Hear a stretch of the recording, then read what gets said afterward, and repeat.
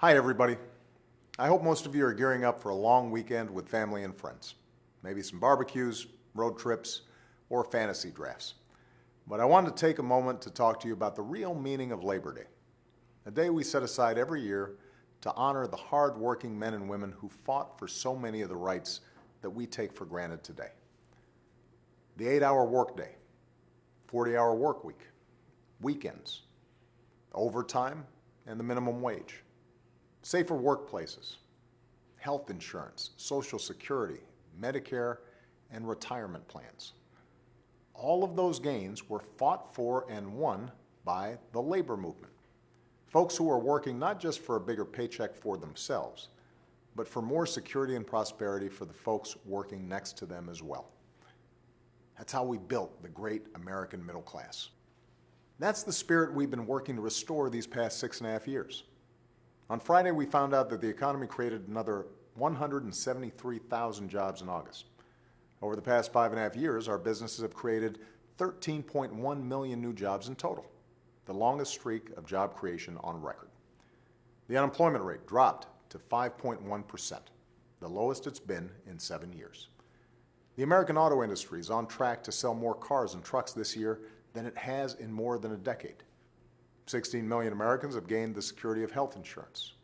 17 states and about 30 cities and counties have raised the minimum wage. And we've proposed extending overtime protections to as many as 5 million Americans. All of that is progress. Now this month, Congress has an opportunity to continue that progress. As always, the deadline for Congress to pass a budget is the end of September, every year. This is not new. And if they don't, they'll shut down the government for the second time in 2 years. At a time when the global economy faces headwinds, and America's economy is a relative bright spot in the world, a shutdown of our government would be wildly irresponsible. It would be an unforced error that saps the momentum we've worked so hard to build. Plain and simple, a shutdown would hurt working Americans. It doesn't have to happen. If Congress wants to support working Americans and strengthen our middle class, they can pass a budget that invests in, not makes cuts to, the middle class. If they pass a budget with short-sighted sequester cuts that harm our military and our economy, I will veto it.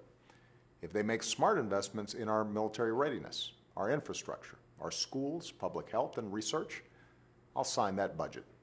And they know that. So let's get it done. Our economy doesn't need another round of threats and brinkmanship.